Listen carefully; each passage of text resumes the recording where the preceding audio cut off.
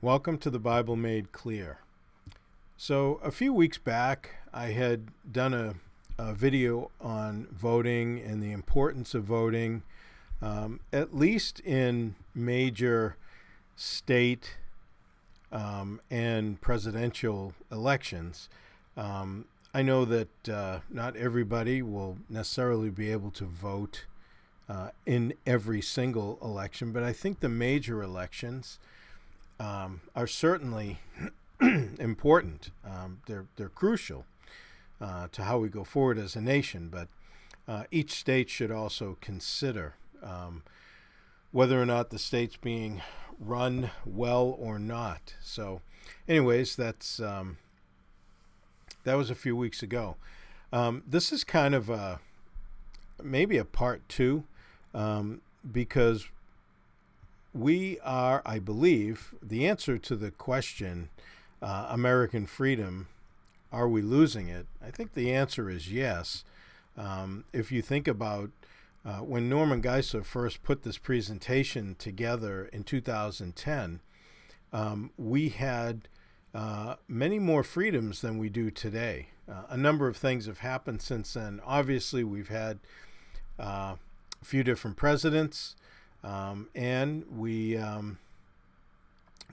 also have gone through COVID to show you how the government will want to manage what they consider a crisis and everything else. So we've seen some of the issues on social media. Now, I don't really particularly care too much about social media in that sense, but watching them work with the government the way they have concerns me, because we don't have, in a sense, freedom of the press anymore. Most people get their news off the internet or in some fashion of social media coverage or whatever. And, quite frankly, a lot of it just is not accurate. You got to navigate stuff, even in,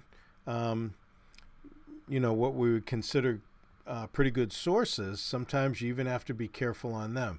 In other words, there's nobody kind of overseeing the whole thing adequately. And certainly the way things have gone the last few years, I think it's evident that at least from a biblical perspective, things are deteriorating. The church itself in America is not improving, and unfortunately, at times the church is, I wouldn't say the source of the problems, but the church has more capability in this country than it is willing to use via the laws. And that's why I took the time a few weeks ago in the presentation I did on voting to show you that, Paul the Apostle utilized Roman law. And quite frankly, most people are so ignorant of what this country is, why we have the freedoms we do, how we developed, that it's shameful.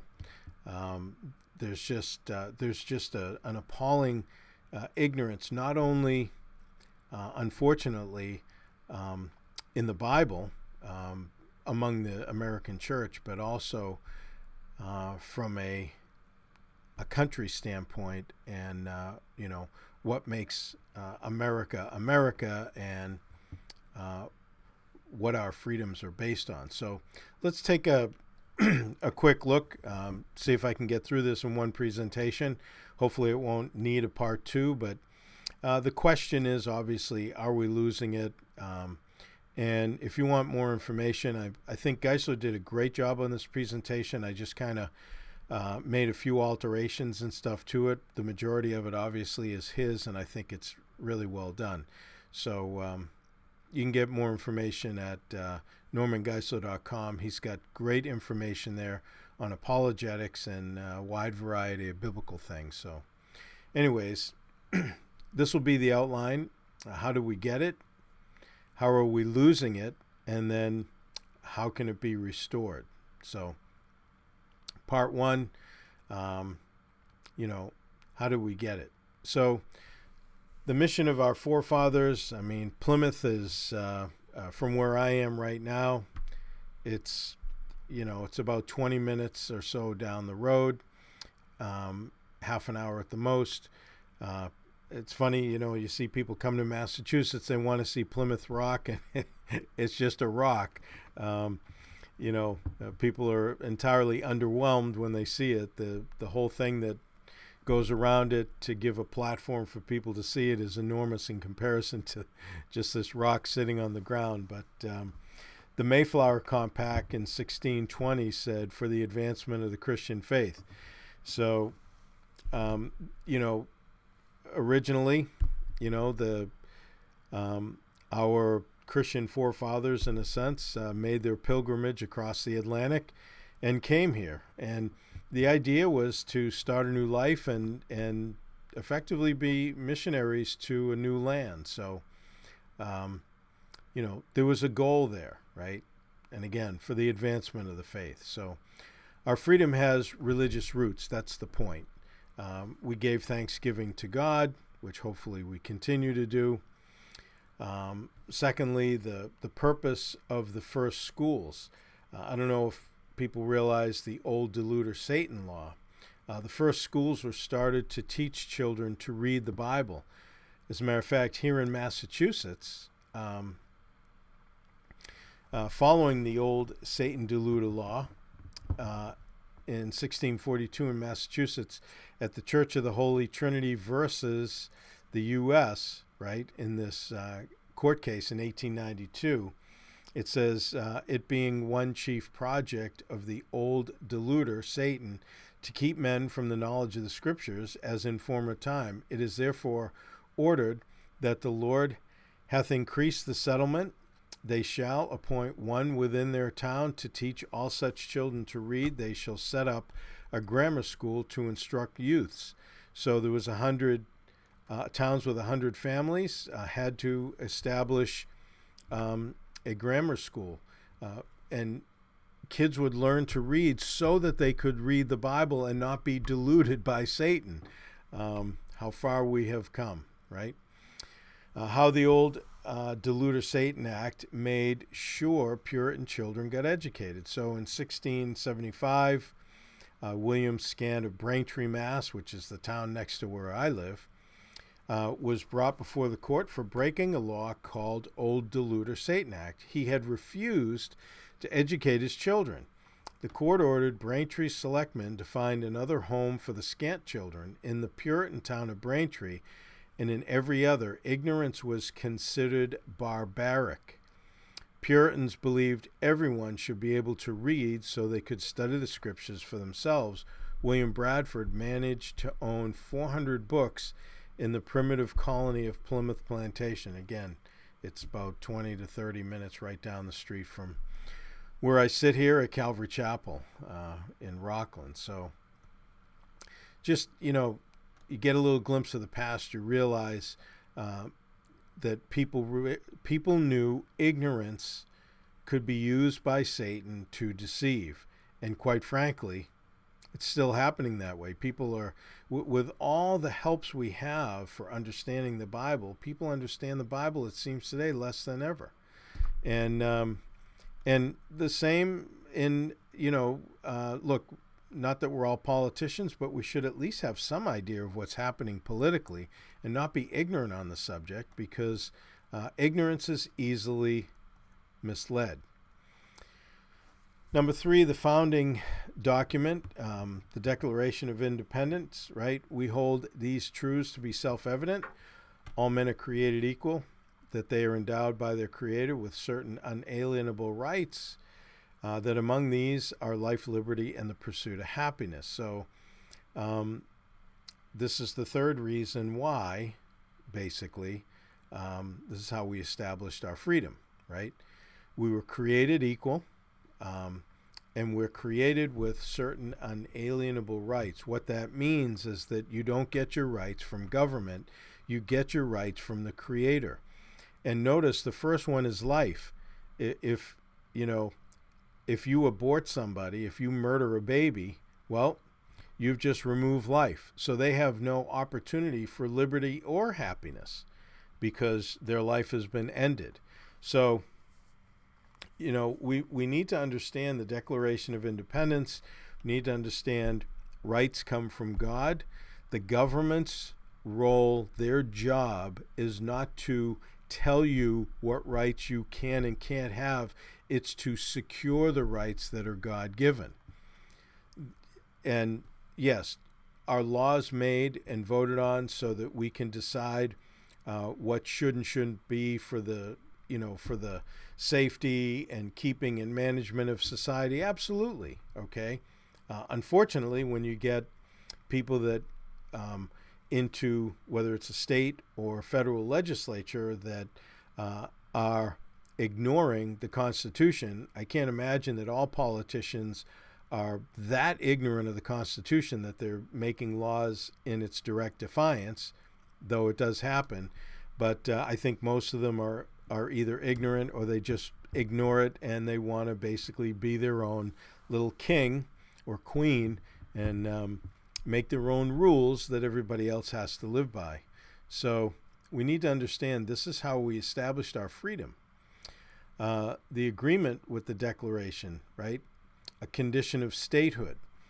All the original states endorsed the Declaration, and every state since has been required to form a government that is in conformity with the U.S. Constitution and the principles of the Declaration of Independence. Even though many states at this point are fighting that and establishing laws against it, this is what they are supposed to do. As late as August 21st, 1959, Hawaii was admitted to the United States based on the fact that it concurred with the principles of the Declaration of Independence. And that's the court case that came up in.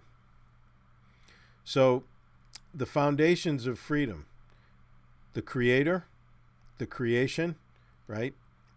Because obviously if you have a creator, we are his creation, and he gives morals, right? Morals are prescriptive, not descriptive. We don't just describe what people do and say, well, that must be the moral thing to do. Morality is tied to ethics, which means there are things that are right and wrong, and that's based on what is true and false. And everybody can know what's true. And everybody knows the opposite of true is false. So, again, that's a different presentation, getting into ethics and logic and all that. But we have a creator. The creator created, and he's given us morals to live by.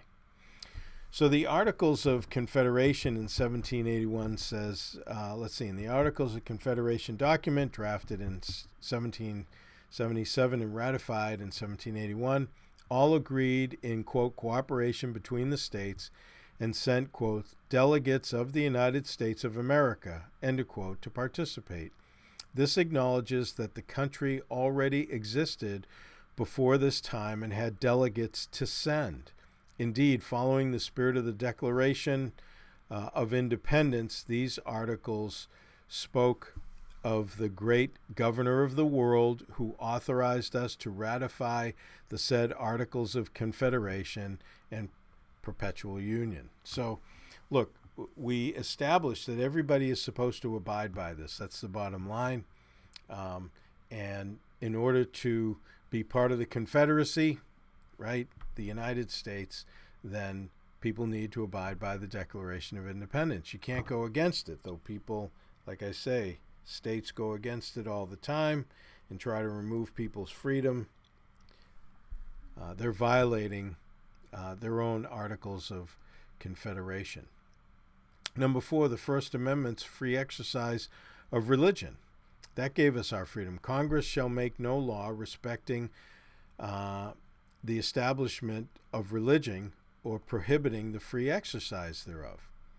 And it's pretty simple as the First Amendment, right?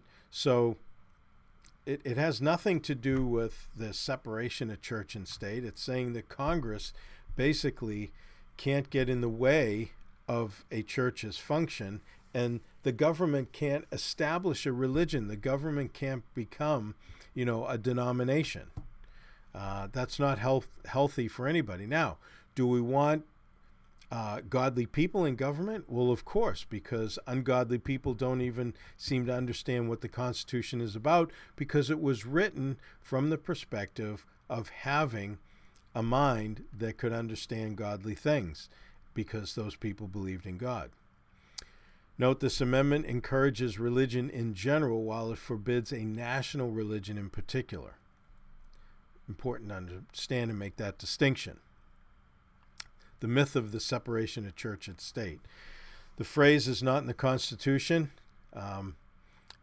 Spoiler alert, it's nowhere in official documents. It comes from a private letter of Jefferson. Jefferson did not mean it in the way that secularists do, people that are against religion, Christianity in particular, have interpreted it entirely different and out of context, nothing new, than what Jefferson meant it to be.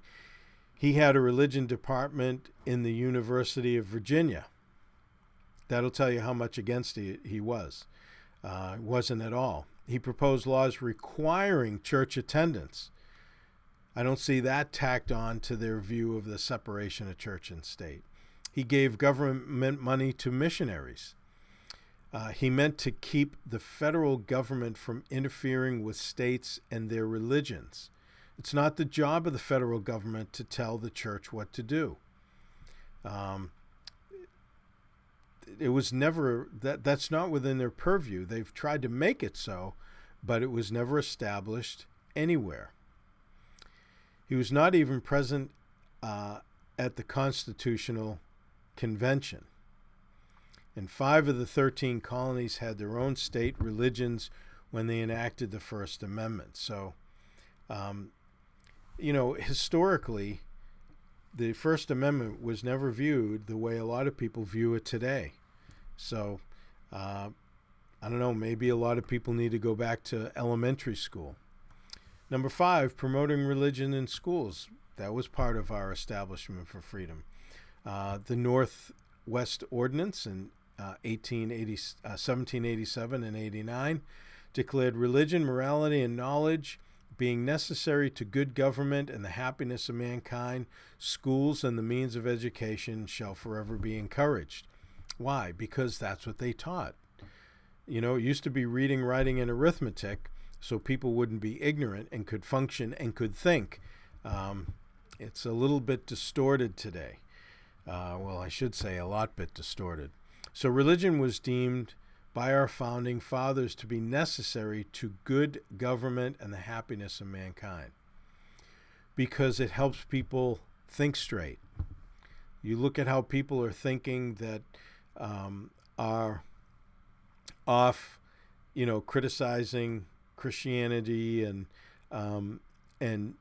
people that are really, and if people want to be an atheist, that's fine, but atheism is not the foundational viewpoint and the standpoint from where all knowledge is based. Actually, atheism destroys knowledge and it corrupts it. So from that perspective, and I've done some videos on atheism and I've answered atheist questions. I've actually gone to their website and answered all their silly little Bible critiques that are that they've come to wrong conclusions on. Because quite frankly, if you just look at the Bible in a simple way, the way it's written, it dispels all their viewpoints in trying to criticize the Bible and all that. So, but the point is that this is how the founding fathers saw things. This is why we had freedom to start with. But because we've got away from it, this is why we're losing them. In the 1830s to the 1930s, McGuffey's Reader, was used in school, and McGuffey taught that there was a creator, a creation, and God-given moral absolutes.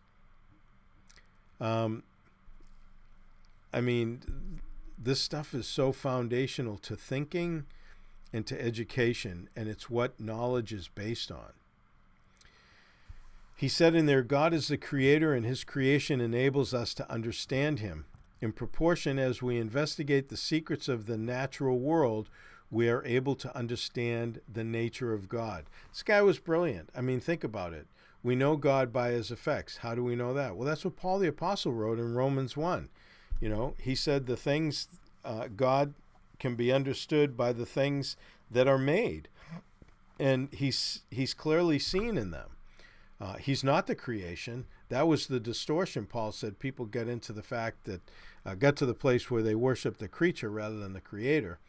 But the problem is that people, you know, they'll use the law of causality, cause and effect, in so many things, and you know they'll honor science and bow down to it, but yet the only way we know what we know, even in science, is we look at effects and we work it back to a cause.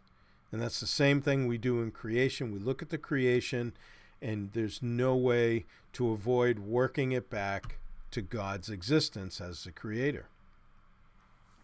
He also said, John, you must always bear in mind that it is God who made you and who gave you all that you have and all that you hope for.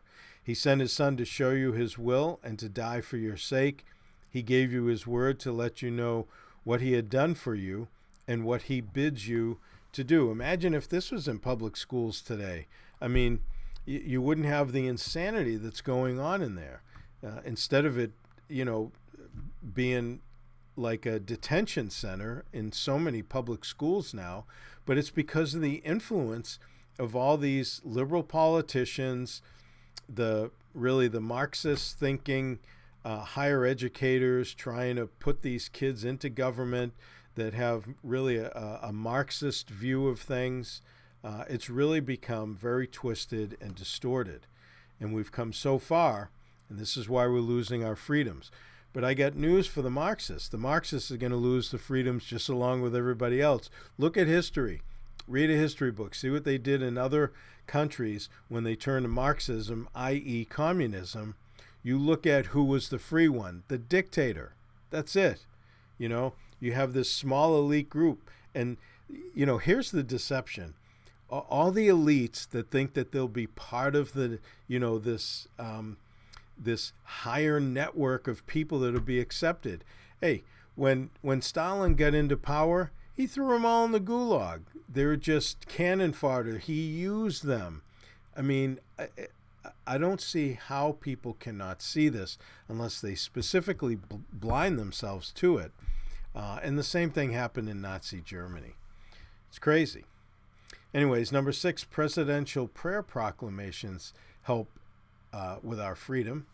Washington on October 1789 declared, whereas it is the duty of all nations to acknowledge the providence of Almighty God, to obey his will, to be grateful for his benefits, and humbly to implore his protection and favor, I recommend to the people of the United States a day of public thanksgiving and prayer.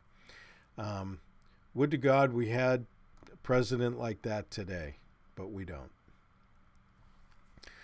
President John Adams proclaimed, whereas the safety and prosperity of nations ultimately and essentially depend on the protection and blessing of Almighty God, and the national acknowledgement of this truth is not only an indispensable duty which the people owe to him, but a duty whose natural influence is favorable to the promotion of that morality and piety without which social happiness cannot exist. And what do we see in so many cities where morality, God, all that is just thrust out? There is no social happiness. It's more like high crime, no rights. You know, the rights of the righteous are turned upside down, and the rights of the evil people, they're the ones that are allowed to go free. So, you know, if you want this, vote in office. But you can't turn around at the end and say, well, you know, that must be God's will. No, God's will is always for morality and moral obedience. But if people don't want to, then there's a natural course that takes place. It's happened throughout history, and we're not going to be any different than that. How about congressional prayers, right? At the very first Congressional Congress, Ben Franklin, he urged that in the beginning we had daily prayer in this room for divine protection. Our prayers, sir, were heard, and they were graciously answered. And have we now forgotten that that powerful friend, or do we imagine we no longer need his assistance? I therefore beg that henceforth prayers be held in this assembly every morning before we proceed to business, and that one or more of the clergy of this city be requested to officiate in that service. Atheists must be dying at this point. If they ever read any of this stuff, obviously it wouldn't make much sense to them, because they would have to take this and somehow secularize it or just ignore it, because you can't erase it as a part of history. And it's interesting, look at the people over the last few years that have tried to erase our history. That should be an education in and of itself. Congress has begun with prayer ever since that time. School-sponsored prayers, number 8. Class prayer was practiced in schools for over 300 years, from 1647 to 1962, when it was outlawed by the Supreme Court. I remember when it happened. I was in kindergarten. Government supported missionaries. Years ago, in 1796, under President Washington, Congress gave land to the United Brethren for the purpose of what? Propagating the gospel among the heathen. And in 1803, Congress granted money signed by Jefferson for a Catholic church to do missionary work among the Kaskasian Indians. So, number 10, religious-based colleges were established. Harvard, our backyard. Harvard's rules for students to consider well the main end of this life and studies is to know God and Jesus Christ, which is eternal life. 1636. Again, how far we've come. Harvard is one of the most secularized, non-religious, and look, they've been in the news for being anti-Semitic. They had to last year, the president had to step down, and, they've had just nothing but problems because they run the college with racial bias. How can you even make sense of this? The hypocrisy. They want to consider themselves woke, and yet, they speak against racism as they exercise it, throughout, the entire school. It's amazing to me. And I just don't know why people can't see it. Take it for what it is. The vast majority of colleges in America were founded on the Christian faith, So, number 11, government based on belief in God. The First Amendment embraces all who believe in the existence of God. The provision does not extend to atheists because they do not believe in God or religion. And that was seen in the Massachusetts Supreme Court in the Kneeling case in 1838. Isn't that interesting? The North Carolina State Constitution, the preamble says, "We, the people of the state of North Carolina, grateful to Almighty God, the sovereign ruler of nations, for the preservation of the American Union and the existence of our civil, political, and religious liberties, and acknowledging our dependence upon Him for the continuance of those blessings, ordain and establish this Constitution." Isn't it interesting? We've come to the place where we're so secularized, we think we have moved past the need for God, and yet, just like I read earlier from Ben Franklin, he said, why? Do we think we don't need his help anymore? It was even starting back then at the beginning. North Carolina Article 4, Section 8 says, disqualifications for office. This is interesting. The following person shall be disqualified for office. First, any person who shall deny the being of Almighty God. Do you know how many people that should take out of office today? I mean, wow, there'd be a lot of vacant seats, wouldn't there? Number 12, school-sponsored Bible reading. Why may not the Bible, and especially the New Testament, be read and taught as divine revelation in schools? That was the Vidal case in 1844. I talked about that back in the presentation on voting. 13, the recognition of the Ten Commandments, right? And where are they? I'll show you in a second. In New Haven, the New Haven colonial law in 1644 said the judicial laws of God as they were delivered by Moses, 10 Commandments, are to be a rule to all the courts in this jurisdiction. Madison, the father of the Constitution, said, before any man can be considered as a member of civil society, he must be considered as a subject of the governor of the universe. He must be considered as a subject, in other words, in submission to. That was his opinion. Now, this is one of the guys, I mean, he's really the author, in a sense. He kind of fathered the whole thing and laid its foundation. But the point is like, if you can't submit yourself to God, well, you're not going to submit yourself to people because you become your own God and you're the highest one. Unfortunately, there's people that are not atheists that still have that same view. John Quincy Adams said, if thou shalt not covet, thou shalt not steal, were not commandments of heaven, they must be made inviolable precepts in every society before it can be civilized or made free. Do you want somebody living next to you that wants all your stuff and wants to then come and take it? I don't. It creates problems. But then again, think about this. You have cities, and I dare say blue ones. I'm familiar with many of them living here in Massachusetts, that they will not prosecute low-level crime because it makes the crime stats look better. But at the same time, they don't want their stuff stolen. The people that make these laws, they don't want somebody stealing all their stuff, but they don't mind that, other people's stuff gets stolen, just as long as things look better on paper. It's crazy. There's a madness to this that's just insane. The New England Primer, I actually have a copy of one over here.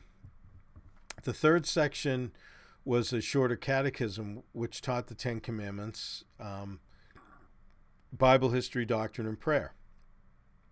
Some estimated 3 million copies were sold.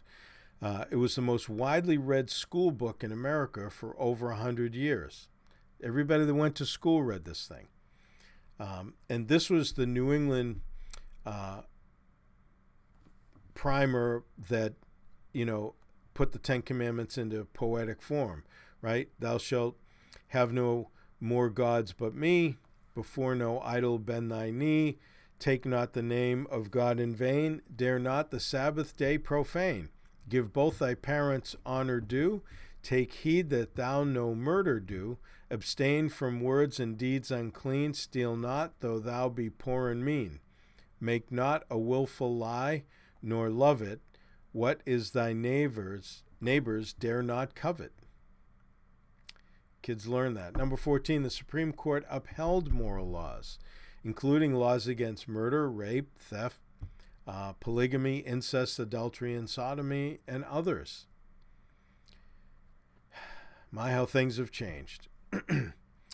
Our freedom is rooted in mission of our forefathers, the purpose of the first schools, the founding documents, the Declaration, the First Amendments, free exercise clause, promoting religion in our schools, presidential prayer proclamations, congressional prayers, school-sponsored prayers, government-supported missionaries, religious-based colleges, government based on belief in God, school-sponsored Bible reading, the recognition of the Ten Commandments, and the Supreme Court upholding moral laws.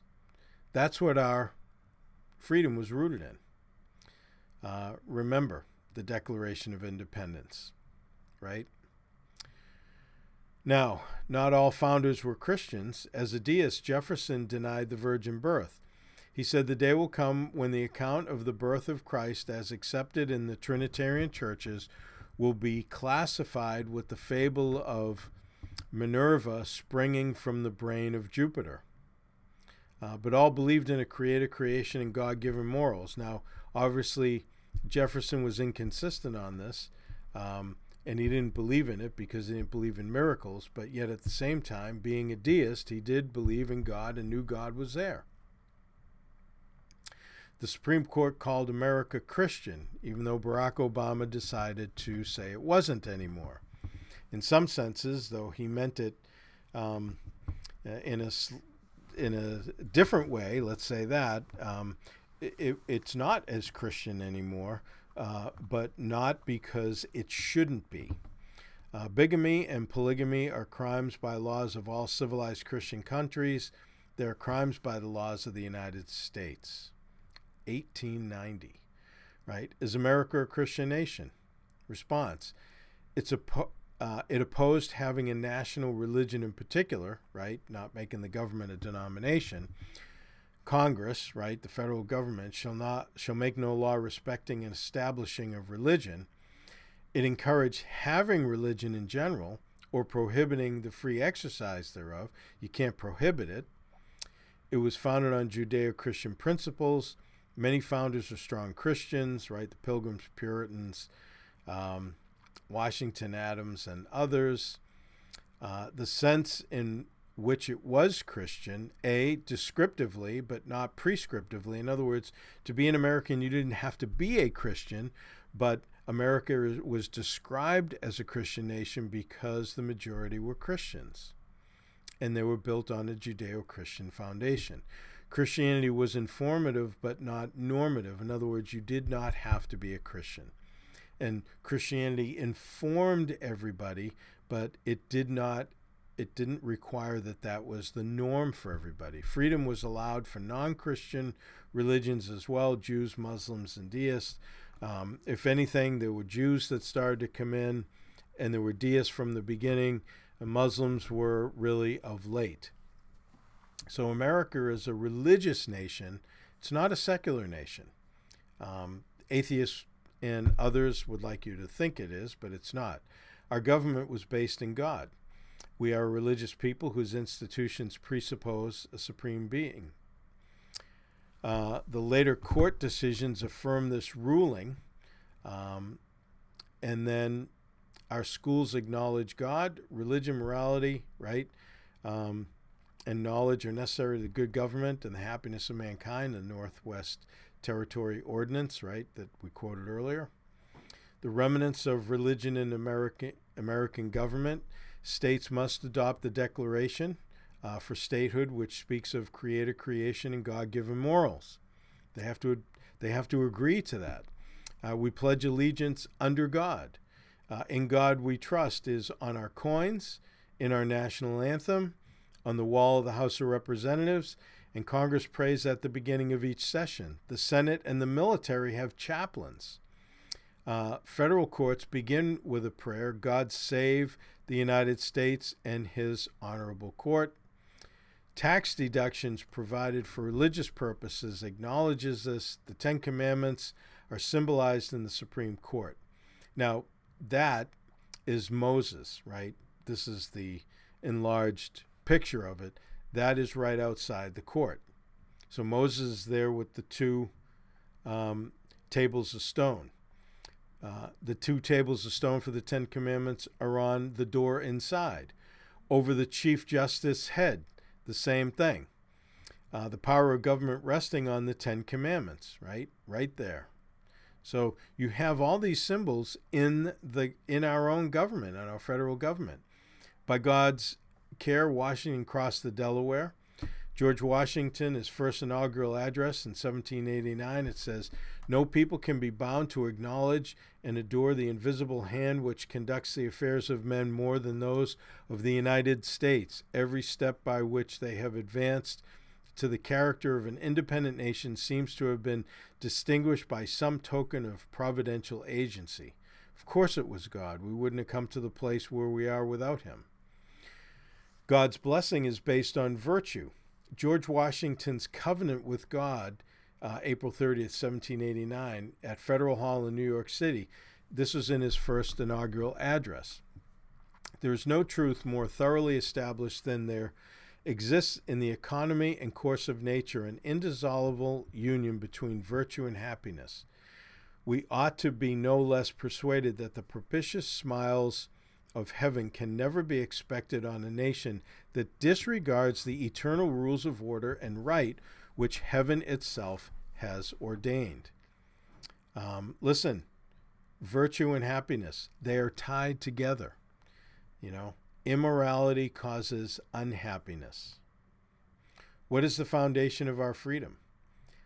The foundational document, the Declaration of Independence, the foundational precept, God's blessing rests on a condition of God's laws, and the foundational principles. There's a creator, all men are created equal, and there are God-given moral laws.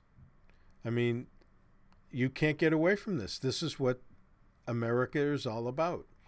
If the foundations are destroyed, what can the righteous do? David wrote in Psalm 11:3. What can we do to keep our freedoms? We'll end with this, okay?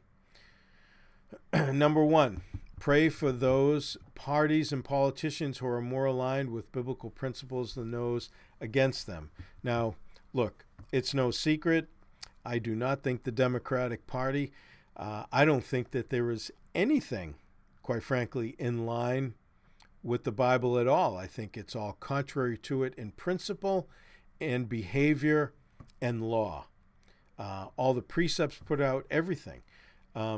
It doesn't matter what is repeated over and over and over. It never makes it true. Truth is not by majority vote. Truth is not what is just said more than something else. Now, does that mean the Republican Party is a bunch of choir boys? Absolutely not. I mean, look, there's corrupt Republicans and there's corrupt Democrats. Let's make no mistake about that. However, the party that has policies that more align with the Bible is the one that we should be praying for and the one that we should be voting into office. I know that people don't like certain candidates. Look, when Barack Obama was running as a Democrat against Mitt Romney, who was a Mormon and the Republican option, I choked as I voted for Mitt Romney. Why did I vote for him? I had no confidence in the man. As a matter of fact, he was formerly the governor of Massachusetts. I knew what he was all about. I was voting for the party. I was not voting for the person. He can't just do what he wants. There's a group behind him supporting policies that are established by the party and an agreement. So, somebody asked me, they said, well, it's so hard to make a decision. I said, I agree. I said, you have one in Mitt Romney who's a Mormon who thinks he's going to be a god one day. And I said, and you have Barack Obama who seems to think he's one today. What's the difference? But you have to really go with the party. So, look, sometimes you got to kind of choke it through and vote. But if you don't vote, you're voting for the people that you oppose more if you don't vote. And if they get in office, you get nothing to complain about. And don't blame God for it. God gives us the opportunity to keep these freedoms. But like President Reagan said, freedom's only a generation away from losing it. And we are on the precipice right now. Make no mistake about it. What else can you do to keep your freedom? Register to vote if you're not registered. It is look, it's a God-given responsibility for us to do this. I don't know why people try to over-spiritualize it and, think that we're trusting in the government and not God. On the contrary, we're trusting in God, and because we trust in God and we understand what he tells us, we understand what good morality is, and we understand what the Bible teaches. If you have to live under a governmental system, don't you want the better one? I mean, really, it really comes down to that. At this point, the ship may be sinking in a sense, but let's at least slow it down. Too many people, and I think, sometimes Christians want to get so spiritual that they want to rearrange the deck chairs on the Titanic instead of get people onto the lifeboats or try to plug some holes. We got to be practical on this. You're living where you're living. You go to work every day, right? But people go to work all the time. I mean, that would be like saying, what are you going to work for? Don't you trust God? God will give you the money. It says that, he won't allow the righteous to starve, to beg for bread. Hang out at home, just pray that God will send you a paycheck. Well, of course, that you'd say, well, wait a minute, that's ridiculous. Exactly. It is ridiculous. There are very practical steps that we need to take to help secure the freedoms that we were given. I find it interesting in Ephesians 4, it doesn't say to keep peace. Matter of fact, let me, this will only take a second.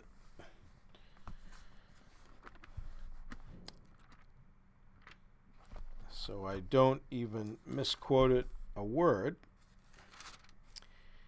In Ephesians 4, Paul says, I therefore, the prisoner of the Lord, beseech you to walk worthy of the calling with which you are called. In other words, make your walk balance out with your talk. The word worthy is axios, where you get the access point. He says, how? With all lowliness and gentleness and with long suffering, bearing one another in love. Verse 3, endeavoring to keep the unity of the Spirit in the bond of peace. He didn't say make the unity. You can't make unity. The Holy Spirit does that. But you can keep what he makes. In other words, don't ruin it. The Holy Spirit has brought this unity of peace in the church. Well, maintain it. There's certain things that we need to do, behaviors and trusting God to keep that, right? So God has given us a nation that the freest nation on the planet, with the best policies, the best form of government, that at least that you can find in this world. We were a great nation, but if you don't keep it, it's going to go away. Honestly, it's a spiritual battle, but much of that battle takes place in the hearts of people and then the behavior as they go to the voting ballot. So, anyways, register to vote if you're not. Vote in each election. Why? This is how God has given us a means to keep the peace in society and for the gospel to spread. Go read 1 Timothy 2:1-4. I didn't write it. I didn't even make it up. It's biblical morality to protect life and help those in need. All through the Old and New Testament. Protect life, especially innocent life, not to shed innocent blood, and help those in need. How are you going to do that? You can't do it under a government that's run with an administration that is against that every step of the way.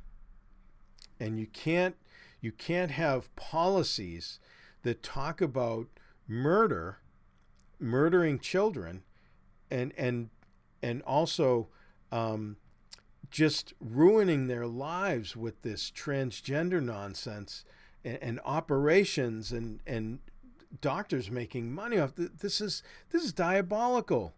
This is in a sense, it's like Nazi Germany. I mean, children are being their bodies and their futures are being ruined. Like, who would advocate this? First of all, the government has no business involving themselves in that. It's not part of the Constitution, and they're stealing people's freedoms. Life, liberty, and the pursuit of happiness. They're stealing. The only thing they're allowing them to do is have life. Their liberty is taken away by, feeding them this nonsense that they can change who they are with an operation. And after that, what pursuit of happiness are they going to have? I mean, like 1 in 5 of transgender people are suicidal. Those rates are growing. This isn't helping anybody. These people need to be voted out of office. They're ruining people's lives. I just don't get it, how people can't see that. Christians, anyways, God provides. Look, I'm sorry to get frustrated here. It's just that, it's like when we get into politics, it's like, oh, don't talk politics. Politics is a part of life. Look, I'm no politician, and nor do I want to be. But I certainly want to try to vote some decent ones into office. And look, if you live in a red state, you better appreciate it, and you better make sure it stays that way, because I live in a blue state. And, in comparison to most red states, we have about like 5% of the freedoms that those states have. It's like living on the other side of the Iron Curtain. And you think I'm exaggerating? Come on up and live in Massachusetts, where people are leaving because of the policies in a whole bunch of stuff. Many of them moral and many of them unconstitutional, and it just continues to oppress the people. It's almost like people are saying, like, this state is crazy. It's almost like they're saying, listen, I want to vote for people that make me pay more in taxes, more for food, more for gas, more for natural gas, more for electricity. I want to pay more for everything. I want people to tell me what I can and can't do, and I want all my freedoms restricted. They might as well just say that, because that's what it is. It's unbelievable. It really is. At least now you got my opinion. So look, God provides Americans the right to self-govern by vote. We the people. We should use that. If you don't vote, you're allowing unprincipled people to govern you, your family, and the church. Believe me, I'm living through it. The Bible teaches responsibility in every area of life that a person can exercise their freedom to do so. We are responsible. And look, I love Massachusetts. Like, I love the area. I love this area of the country. I love the fact that, what it used to be when the country was founded and everything. But I hate its politics. It's like poison. It makes me nauseous. I don't want to even think about it or deal with it, but I have to, because every day it's in my face, trying to oppress. It's not free. It's anything but that. And if I wasn't called by God, I'd probably be thinking of some other state. But look, I'm called by God to be here, and just because it's difficult, I'm not going to like run away. I've learned to deal with it for 67 years, other than a few years being in the military. But so, I'm a big boy. I can deal with it. But the reality is, in comparison to so many other states, you go over the border to New Hampshire, and it's like going to the United States. It's really unbelievable. What a change. But look, God calls us to be responsible. And that comes to politics and voting and knowing what to vote for and who to vote for. Historically, countries who lost their freedom see after there was a way to prevent it. Look, we have that way. You need to pray. You need to vote. You need to find out who the best candidates are, the ones that align with the Bible. And you know what? If you can't figure it out by the candidate, then you need to figure it out by the party that they're in. And quite frankly, years ago, the Democrat Party wasn't too bad, but it's not the same party anymore. You know, again, the Republicans aren't choir boys. I know that. I'm not trying to say that like somehow they're the Christian party and spiritual and all this stuff, because the majority of them aren't. I know that. They went to the same schools the Democrats went to, same universities. But that's not the point. Years ago, Democrats used to want the same thing. Now, they saw a different way to get it. They said, hey, you know, we just think that we want to have more taxes and a bigger government because we think we can do more with people's money than they do. We think they're too stupid to know what to do with their money, so we'll take it and then we'll use it the way that they should use it, okay? And then the Republicans said, no, we think if you invest in businesses, businesses will hire people, give them jobs, and people, you know, they can make their own decisions with money, but if they're making enough money, they'll buy stuff and that'll, you know, help the economy. But they wanted the same end. They don't want the same end anymore. See, that's the problem.